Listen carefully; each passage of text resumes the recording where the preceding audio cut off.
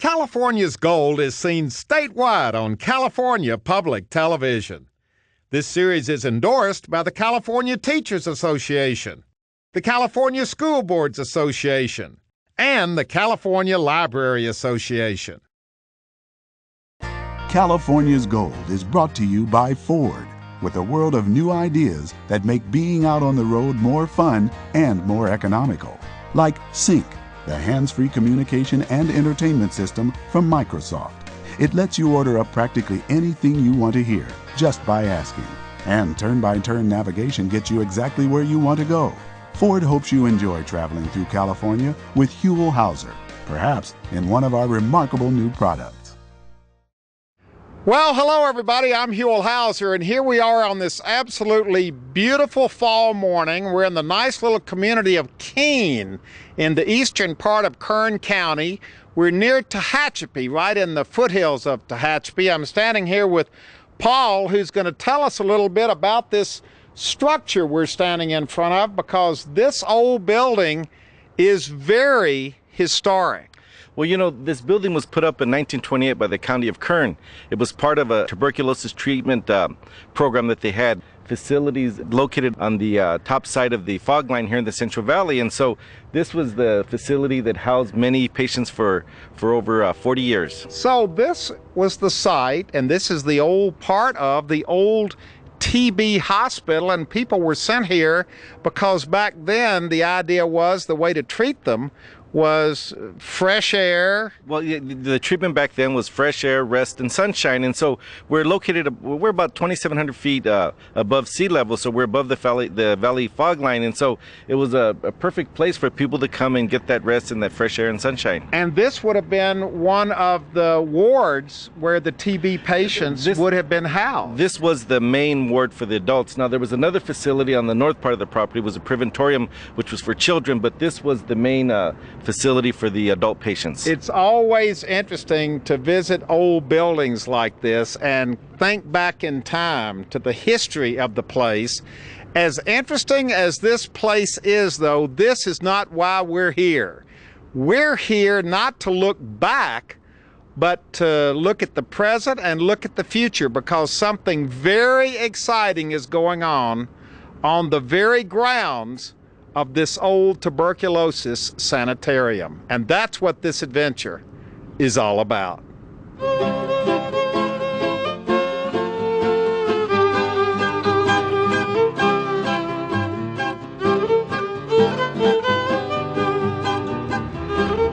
And now for the rest of the story, because we are still on the 200 acres of the original sanitarium built in 1927.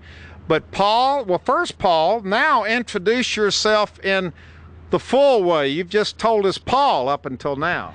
My name is Paul Chavez, and I'm the chairman of the Cesar Chavez Foundation. You are one of Cesar Chavez's children. I'm one of his 8 children, yes. All right. Now, we're standing where? What is this called now? This is the visitor center that we have here at the National Chavez Center.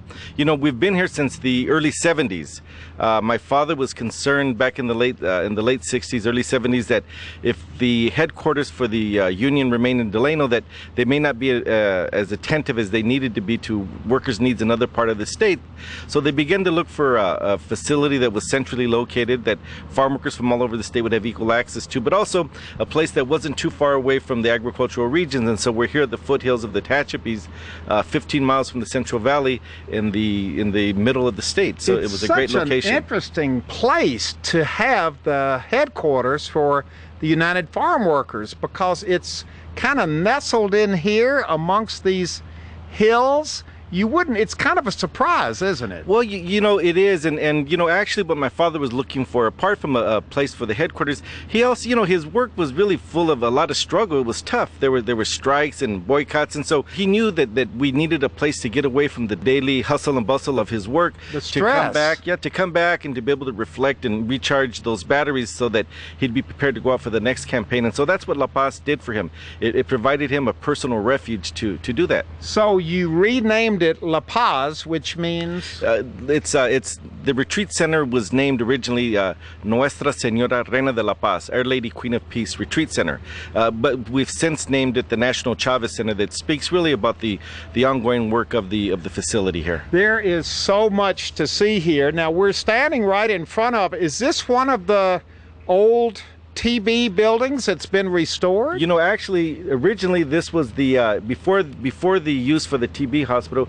It was an administrative building for an old rock quarry that was located on the facility here, and the county bought it and turned it into administrative offices. But this is the offices that my father worked out of the last 25 years of his life.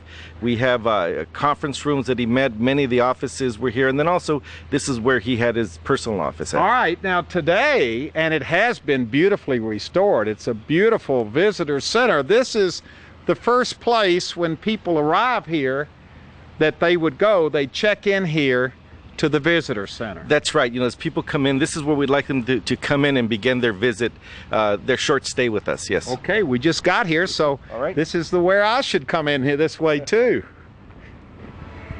Inside the visitor center, there's obviously a lot going on down here, and Paul, I guess we're just kind of funneling through here into, well, what is this room right here? Well, this is a little gift shop that we have here. It's a place that people can come and pick up memorabilia, but also that they can pick up books and music and videos that'll help people understand my dad's life and work a little bit better. And that brings the question up, who comes here? Do they know who Cesar Chavez was? Well, you know, there's a couple of different types of visitors we get. We have a lot of people who were involved in the 60s and 70s who boycotted grapes and lettuce and maybe walked picket lines, and we have them come in bringing their parents and their families.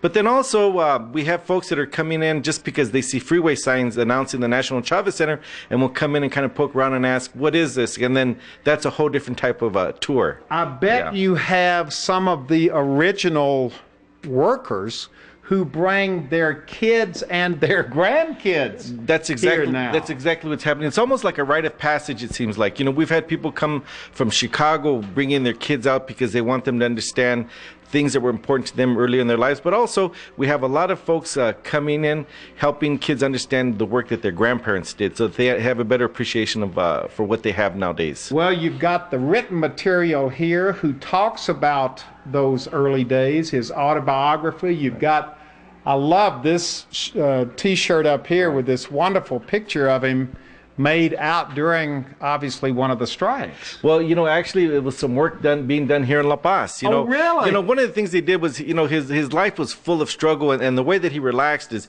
he would go out with the shovel and work the land, and so he really was a man of the earth.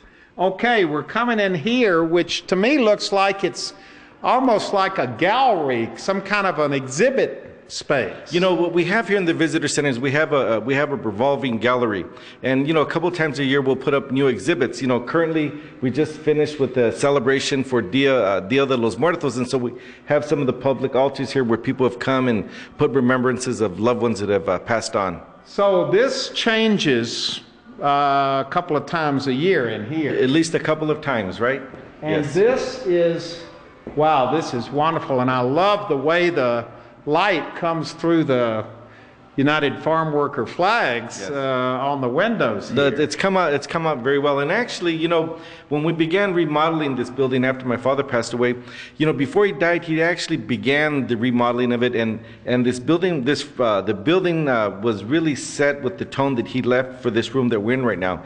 He picked the dark wood floors and the arches with the niche for the Virgen of Guadalupe, and so we basically followed his lead, you know. Wow, so he wanted this put up here, and the significance of this in the whole movement. Well, you know, first of all, the Virgen of Guadalupe is the patron saint of Mexico, and really she speaks about the hope that the hope for the future, and it's been a great source of strength for us during difficult times. And this particular banner was given to my father in 1972 when he fasted for 25 days in Phoenix, Arizona. It was given to him by some of the local Phoenicians.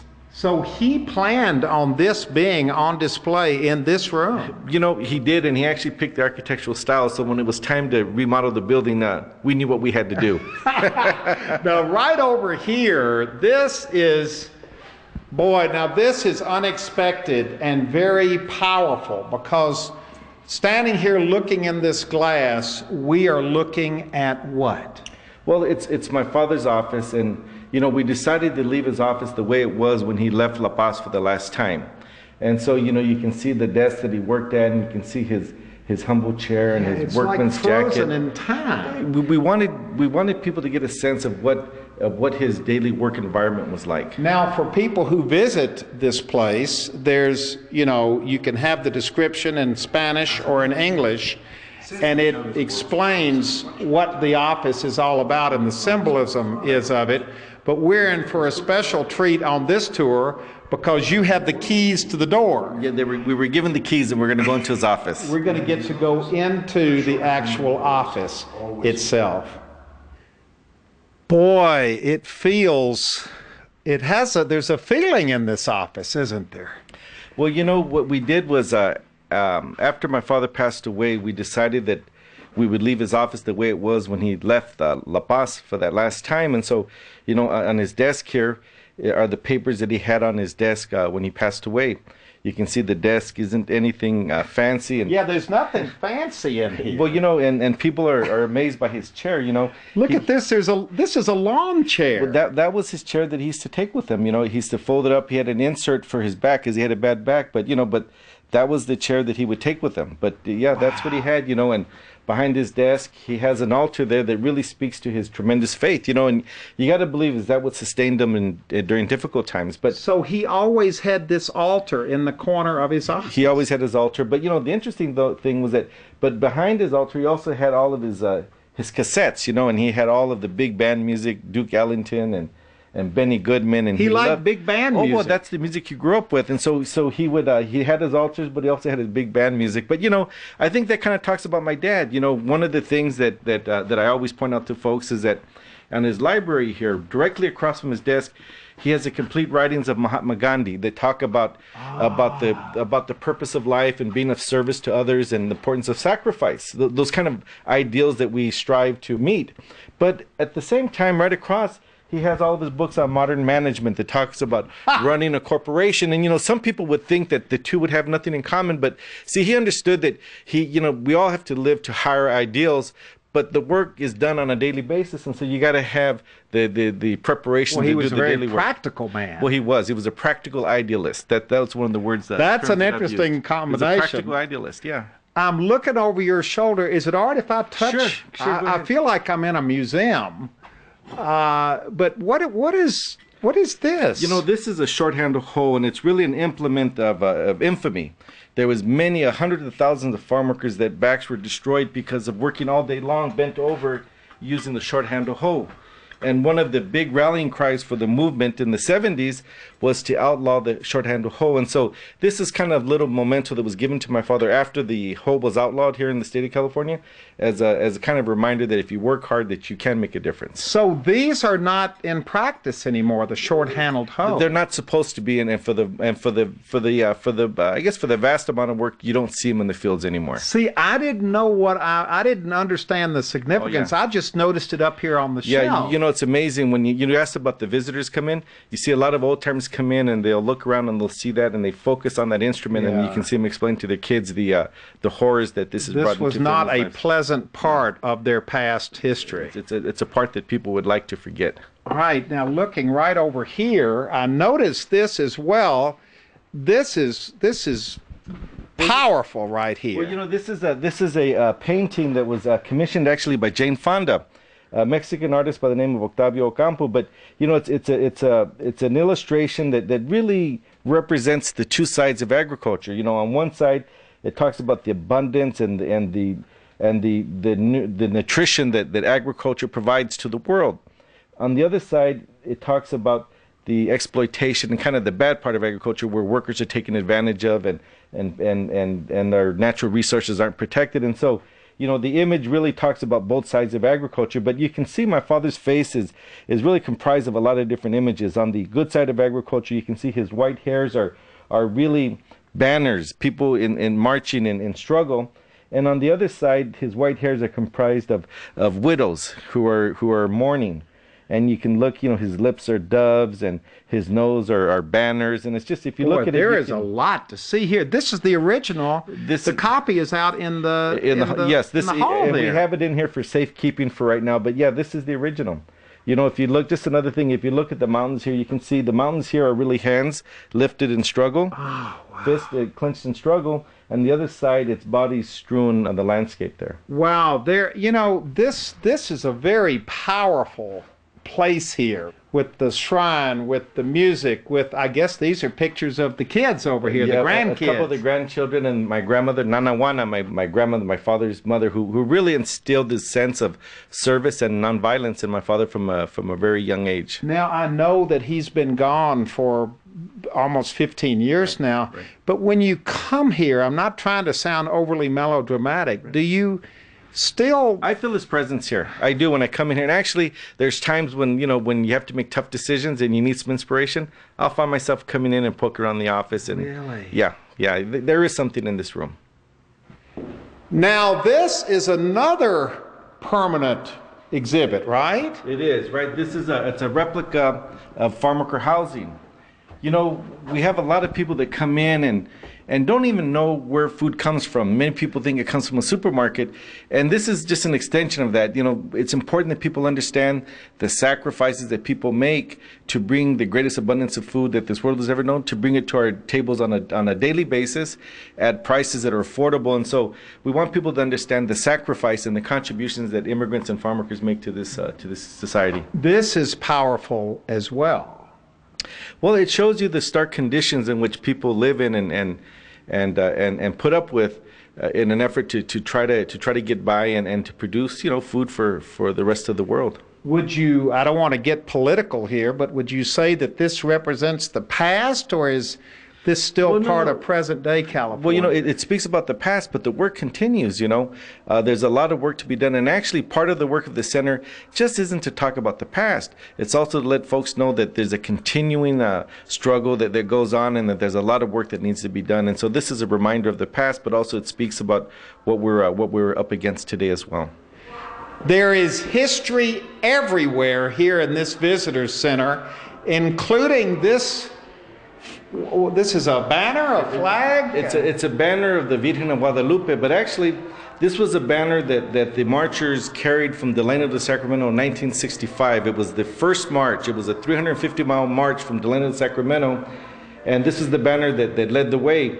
We had lost it, and we recently found it, and so we have it up to remind people of the original march. I would imagine things come into the visitor center, don't they? People donate things over the years, or you discover things? Exactly. We'll have a lot of people coming in saying, my father's passed away, but he had this here, and he wanted us to make sure that the visitor center had it. And so we're gathering artifacts all the time and looking for ways to put them up in the different exhibits. But this is an example of things that out of the past that have come back into our possession. Well, it doesn't get any more historic than this. The banner from the very first march. 1965. Back in 1965. Now that is a piece of history right there. Here come the kids, and Alex, you give tours here at the Visitor Center. Where are these kids from? That's correct. These kids are from the Arvin area down in the... Arvin, right? Yes. Everybody's from Arvin. Well, now that's an agricultural community, so a lot of these kids' families could actually still be working in the fields, still be doing agricultural work. A majority of them still work in the fields, and they usually, when they come here, they'll go take a paperwork or any kind of pamphlets we give them, and then they'll come back maybe on the weekends or whenever they have parents back. Yeah, and they bring their parents back. Wow. And a lot of people don't know that this area is here, but when they do, they come back. Yeah, they come back. This is such a beautiful setting, the way the natural setting blends in with what you have added to it. It all kind of comes together, doesn't it? We're real happy with how things turned out here. When we started designing the facility here, it was important to us that people would get a sense of who my father was through the architecture and the materials used. And so, when we talked about having the facility, we knew that it had to give you a sense of the old California missions. You know, it seemed like every time there was a difficult decision to make, my dad would pack up and go to a mission and look for inspiration and a place to do his thinking. And so we were looking for something that gave you the feeling of the old mission courtyards, and a big part of it are the vigas, you know, the trellises. Now, we're also concerned about protecting resources. My dad was very concerned about the environment, and so we looked for trellises that could be remanufactured or reused from previous uses. And so these are old growth redwoods that were cut about 100 years ago, and we found them up in Northern California, and we used them for the trellises here. But you know, the rock work is rocks that we pulled out of the local creek, and we found some masons to help us build the planters, and so, you know, it's really a tribute to using our resources responsibly. And this does have the look and feel of the old California mission style architecture. It does. You know, the roses are really prominent. You know, an interesting thing here is that on the corner we have the religious niches there, the statues. So we have Saint Francis, who was really my father's patron saint. It talked about a person that rejected material items and really worked for people and loved animals. And so it was a patron saint of my father. And then of course we have the Virgen of Guadalupe, which is the patron saint of Mexico. And what is this mural here in the middle? You know what it is, you know, when we put up the wall there for some privacy, we knew that we had an opportunity to create a statement there. And so we thought that of all the things that my father did, that the march, the pilgrimage, was really kind of a hallmark of who he was as a person and his work. And so you can see that what we have on the wall fountain there is really a depiction of that march that began so many years ago. And you can see the beginning of it is led by the Virgen of Guadalupe, which we saw inside just a couple of minutes ago. The banner that we saw. Yes. And you can see different elements. You can see the youngster carrying the school book that talks about the importance of education, and there's mothers with babies and they're on their rebosos on their back, and you can see grandmothers hugging their grandchildren, talking about the promise of the future, and you know, little sisters pushing their brothers and sisters in strollers, and you can see the religious community. Yeah. And as you go through, you can see different images. There's indigenous workers. You can see a gentleman with a tie that talks about the support from the American consuming public, and you have the grandmother in the wheelchair and students coming up, bringing up the rear. So it really speaks about our work. And you know, another interesting thing here with the fountains here, you know, water represents life, and unfortunately through our history we've had 5 martyrs, people who have given their lives, and so each channel of water represents the maximum contribution that one of the martyrs made. And so that's a way to also pay respect and homage to those folks that made, you know, that ultimate sacrifice. It is so powerful, and then to have this as the final resting place of your dad, it seems fitting that he be here. It is fitting. Did he request that he be buried here? You know, he did. I remember after he passed away, we were all in a state of shock, and my mother came to us and said, your father had told me that when he passed away he wanted to be buried in La Paz, in the foothills of here in La Paz. And she says, you know, so I'm not going to agree to it unless you tell me that we'll never leave this place. And so with that, you know, of course we said yes, and with that we had to begin thinking about the long-term use of this facility. But yes, he did request to be buried here. And she will be buried here with him. You know, actually this is a 2-person Catholic cemetery, and so yes, my mother will be buried next to my father. Do you have a lot of people coming here to visit his grave? You know, we do. It's amazing the number of people and groups that come, but you know, on a regular basis we'll come in because the facilities are open all the time. We'll find little remembrances and notes, and we're finding people that'll come and do mandas. We'll make special pilgrimages to here. You know, there's Native American runners that'll come and will start their runs here, or we'll come and we'll beat the drums and do the prayer to the four winds. Probably a lot of his people who marched with him and struggled with him over the years come here as kind of a pilgrimage. That's exactly what it is, you know, because you know his work really was all-encompassing, and the folks that partook of it really made tremendous sacrifices. And so I think when they come back, it's a chance to pay their respects, but also I think it's a chance for them to reflect on some of those important times in their lives and to re-energize for the future. Well, that's the other thing that we found. Just this weekend we had students that were here from Arizona State and from universities across California, and they come in and they learn a little bit about my father's life and work, and they leave here, ready to go back and tackle the problems that confront us today. Do you think that over the years, because in those early years, in the 60s and 70s, I remember it well, he was a very controversial figure. He was a lightning rod. You either loved this man or you thought he was, the worst thing that had happened. Sure. Do you think that over the years, personal feelings about him as a man have mellowed with a lot of people? They really have. I think that as time goes on, it allows people to gain a different perspective about his work. Now, I personally began to see the change shortly after he passed away, when some of his adversaries, agricultural employers here in the Central Valley, would begin to comment on his life, saying that he was a remarkable man, he did some great things, even though we didn't agree with his tactics. And so I think that grudgingly they had to respect a person that committed his life to social change. But there's no question among anyone, friend or foe alike, that here was a man who made a difference in California and literally all over the world, but based right here in California, this man made a difference. This man's life was important. Well, and I think that's an important thing to remember. You see, we remind people all the time that my father didn't come from a family with a lot of wealth or opportunities. He never had the benefit of a formal education. He only went to the 8th grade, never made a lot of money. He was an immigrant, his parents were immigrants, and so he never had the opportunities that a lot of us would like to have, but he showed us that if you work hard and if you don't give up, that you can make a difference. And so I think the point of his life is that we all have a contribution to make, regardless of our backgrounds and origins. We all have an important contribution to make. Well, this is a very special place. I highly recommend that people visit this place, because you come away from here with something. You leave better than when you arrived. That's been our hope, and we've heard that from people. It's the setting's beautiful, but his work is still inspirational, and it's important that people leave here feeling that way, because there is a lot of work to be done still. It's called the National Chavez Center, and it's located in this little community here in the eastern part of Kern County, nestled amongst the foothills, just down the road from Tehachapi. Right.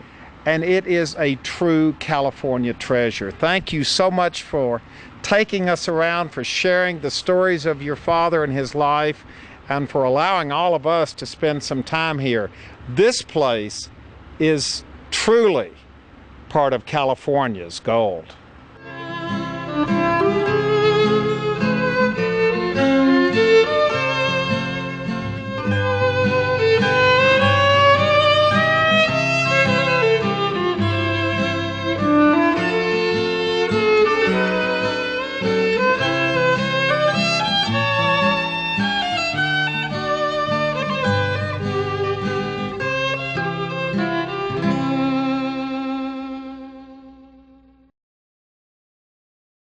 Well, hello, everybody. I'm Huell Hauser, and what a wonderful day we had at the National Chavez Center in Keene, California, in Kern County, which is well worth a visit. Now, if you'd like to go on this particular adventure again, share it with family or friends, or more importantly, donate a copy to your local school or library for posterity. Well, it's available on DVD. All you have to do is call 1-800-266-5727, and we'll be glad to send it to you right away. Ford and the Ford dealers are proud to have brought you California's Gold. Discover the new ideas we're developing to make being out on the road more enjoyable and more economical. Like EcoBoost, the turbocharged engine technology that gives you the power of a larger engine with surprising gas mileage. Ford is committed to making your traveling fun, economical, and environmentally responsible.